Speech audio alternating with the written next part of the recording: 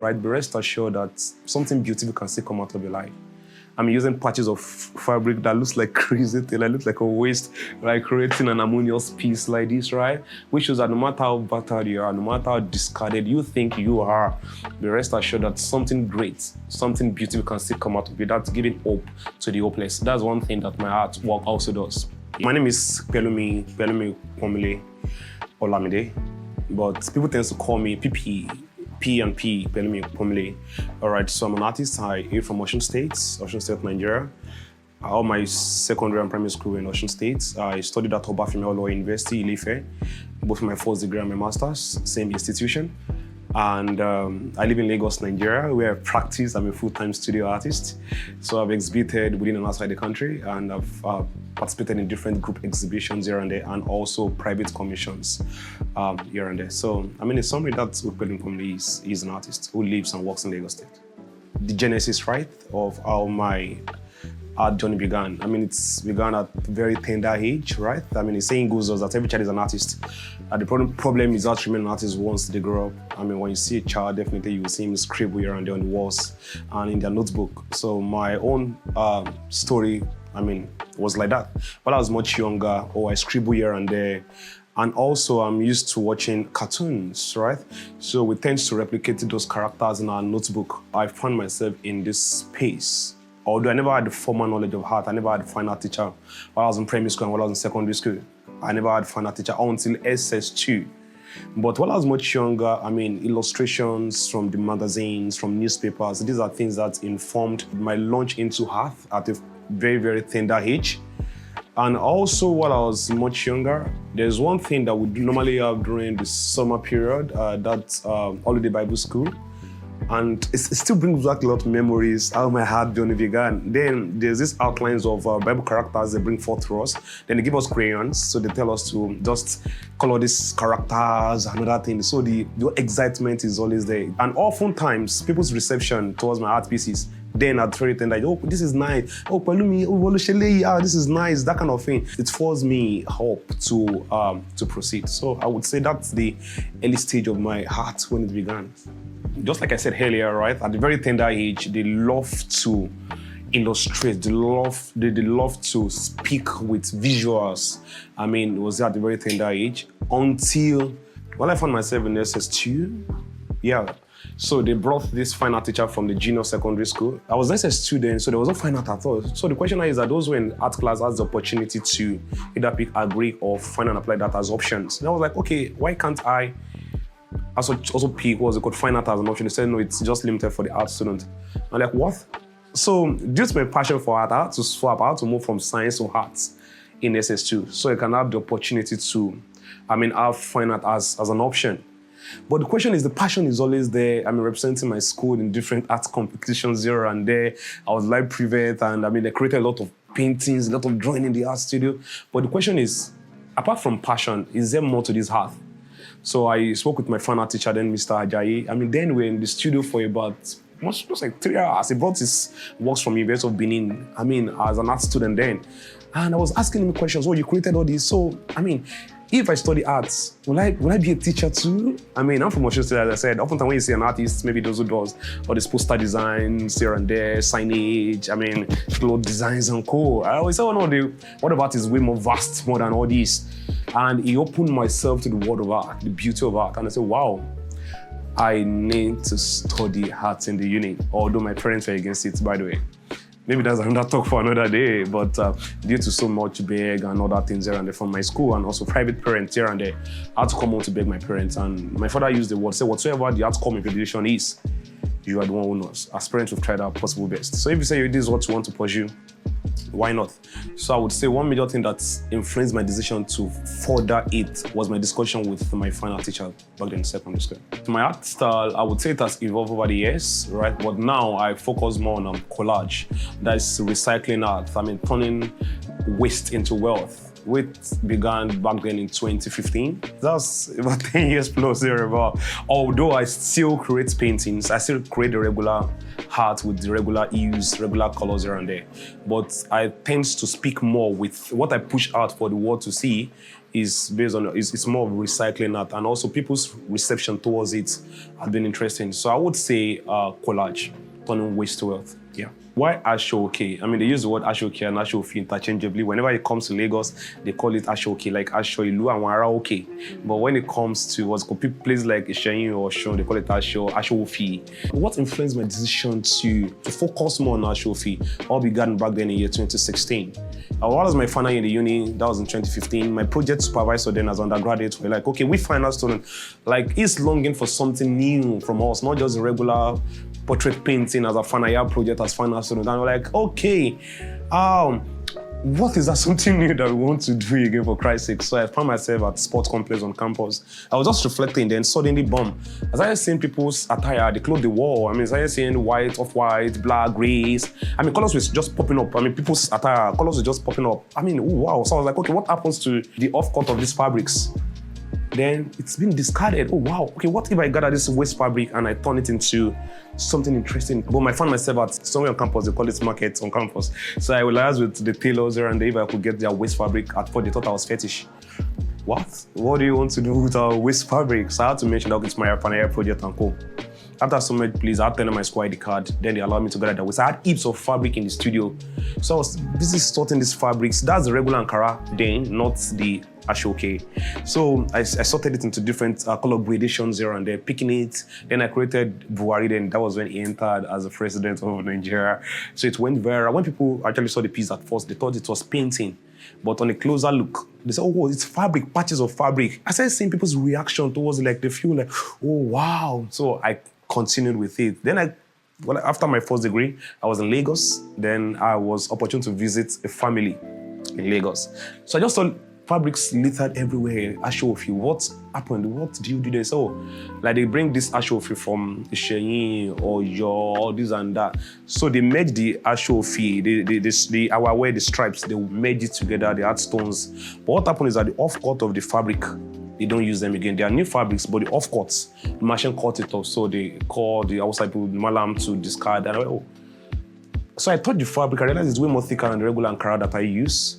And also it tells more story, more than the regular Ankara. Look, it's woven, it's hand-woven. So I believe that a bit of it shouldn't be a waste, right? So I told them if they want, so why not? So I started gardening since 2015 till this present. So I would say that it's a journey. It wasn't just something that happened overnight. I just stumbled upon it, and in 2015, I said, this should be a switch for me. I'm an African man. I should be able to tell more story with our indigenous material. I would say that all this actually constitutes what inspired my creation, by the way. People's story. I mean, when you look at my works, I have quite a number of works I would love to show you. And when you look at my work, most people tend to even see themselves in the frame of the work. They tend to, immerse themselves into, oh, this is me that this young man is talking about. And also I talk about my own personal story about my creation, just like the piece hanging behind about a young boy immersed in water, talking about, several years ago when I got baptized, just telling my own personal story. My work talks about stories, and also it talks about culture too, right? Because I'm using African material to tell our story, right? Talking about the hard work of our weavers. When you look at the weavers, sometimes they look so exhausted. You see the pain, you see the stress, you see it written all over them. So the hard work shouldn't be a waste, right? And also to tell more story about the fabric itself, as I rightly said. Most people, I was at an art exhibition some years ago, and someone was asking me, okay, how do people get this rope? Is it that they import the rope or what here and there? And I was like, oh, it's cotton. They plant cotton. Then cotton is being threaded. They said, so they plant this. So it's informed people to tell more story about, okay, this is how these things is being done. And also to document our history, right? In the next 20 years, this will still be involved. You start to see Ashofi that is ongoing now. Patches of Ashoki, Pantrosa, Tata, this and that. Then in 10 years ago, it wasn't so, right? But things just keep evolving, and before you know it, there's dynamism. So I would say that I talk about emotions, I talk about people. When you look at this market scene, for example, there's a lot of conversation that is going on in the market. One of the captions says, where did the money go? You go to the market, let's say with 200,000, and you want to buy some things, and before you know it, Maybe you buy a pair of shoes and other things. You can't even buy other things. Where did the money go? So people see this, they tend to find themselves in their, what's it called, in that you see, step out of your comfort zone. I mean, several captions within the artwork that also tell more story about people, about us. I also talk about politics too. I mean, talking about politics, all those things, social commentaries. So my work talks based on, individual, my personal story, people's story, social commentaries, what is happening in society, and also talks about hope too, right? My work talks about hope. Several people are battered. Sometimes you're driving, you're horning, pam, pam, pam, and the person is not listening. Not the person plugged in hairpiece. Then you keep wondering, what is happening? Kilo shele. Whenever the person talks, I say, start crying, you're battered. Against all odds, right? Be rest assured that something beautiful can still come out of your life.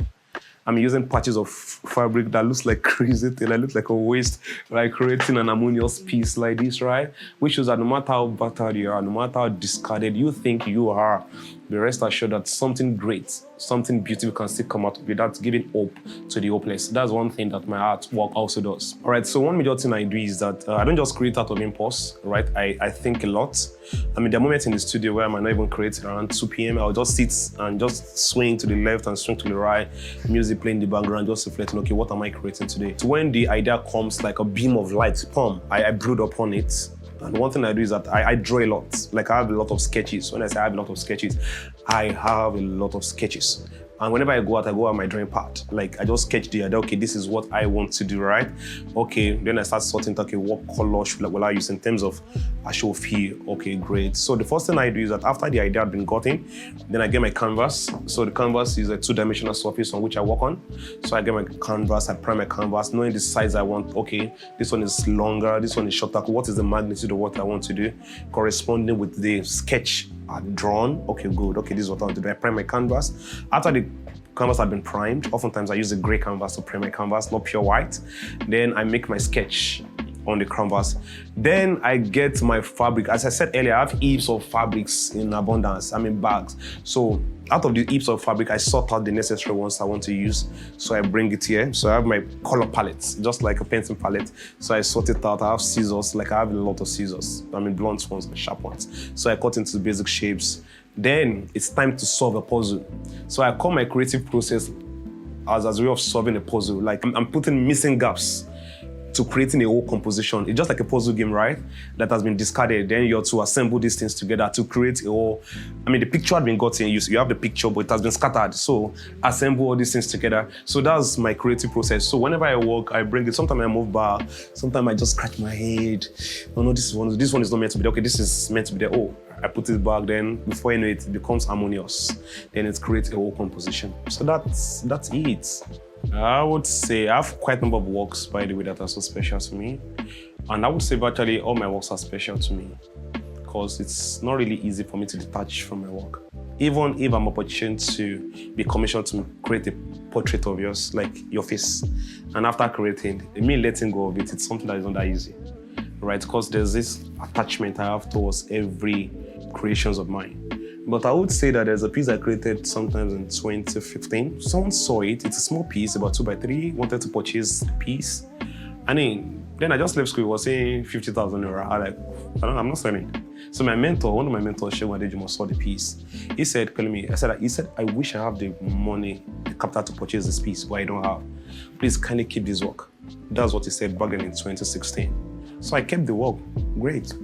Then, throwbacks about 5 years ago, an art collector said he would love to sell my works. So I went with my works. So I now took that one alongside. I wasn't ready to sell it. So I was just for him to see. It's a small piece, Mona Lisa. It's online. And it was like, wait, let me see that work. I was like, oh, yeah. I was like, oh, how much is this piece? He said, how much is this piece? I was like, I'm not selling. Then he uttered the word. He said, when you know that you're not going to sell your work, why must you bring your work? Why must you show me this? Why must you show me this? I was like, what? Okay. Then I would sell. He said, how much? I told him $500,000. He said, he said, is that your best price? I was like, really?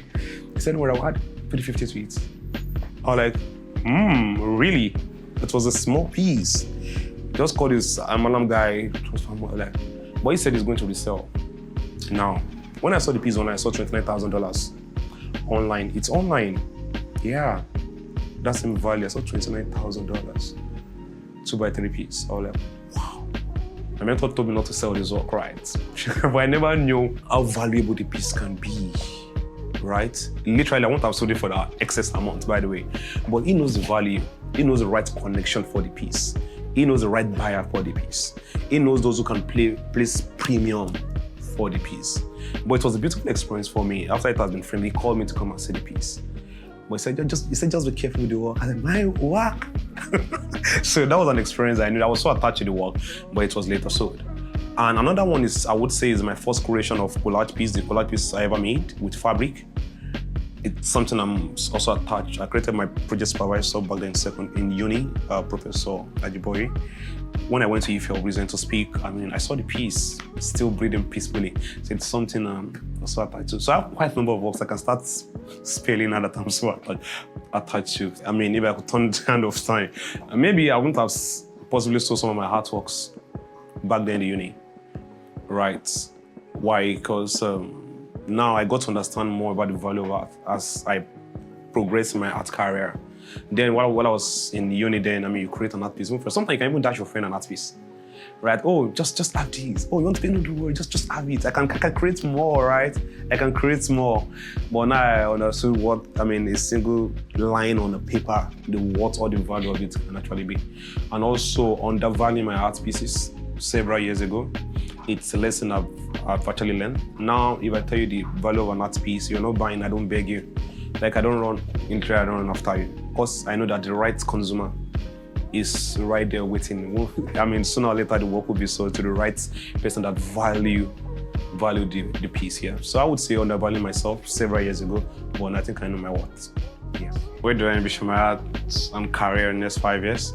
All right, I would say that expanding my tentacles beyond the shores of Africa, the more. It has been going, but still launching in further and further, and also creating monumental art pieces, art installations for an open space, not just an art consumption for a particular set or for a particular home, but this time around for a wider, audience, like creating a massive art installation. Right, like creating an art piece wouldn't spoil for like 2 years. I'm just working on that only. So there's a grant given for that. I also see myself exhibiting in big galleries outside the countries. Talking about ArtNativ, my background check and discussion thus far. So this serves as to bridge the gap or serve as an intermediary between the gallery and the final consumer. So I believe that ArtNativ has the right audience, right? And also the right set of people that they can, should I link the artist with beyond the shores of Nigeria and beyond the shores of Africa, so that once artwork can be on that pedestal, that high pedestal, artists aim at. They're just like bringing one's dream to reality, which I believe has begun already. So yeah, so that's what I see ArtNativ as an intermediary to helping the artists to get to the zenith of their profession. I see ArtNativ as a great promoter of artists and artwork created by African arts. It makes them to be visible to the outside world, global markets, not just restricting themselves to what is happening in the borders of Nigeria or the borders of Africa only. I can easily call them the light bearer, by the way, to illuminate the paths for artists. I impact my community, right? Okay, aside from being a full-time studio artist, I'm the creative director for NAMO Projects, project director rather. I direct art projects for NAMO Projects. It's an international organization. So what we do over there is that we reach out to less privileged people in society, oftentimes orphanage homes, by the way. And the idea is to, open their eyes to see what they can do with their hands and with the waste material that is abundantly available within their environments. So the idea is that, oftentimes when people go to the orphanage, they bring packs of goods, packs of Indomie, pack of different brands here and there. But what happens to the packs, what happens to the cartons, right, is being discarded. So what we do is cut the carton, we turn it aside, so get waste fabric, and the kids create beautiful works of art with this waste carton and this waste fabric. Things that they never imagined they could create. So I just love to impact my world. I'm enjoying this art I found myself in. I only buy art materials. And now the kids creating with zero in quotes art material, and people can still pay handsomely for it. People can still pay heavily for their works. So that's what I do aside from what's it called, my studio space, community engagement, just imparting my word, imparting my, what's it called, my space. Yeah.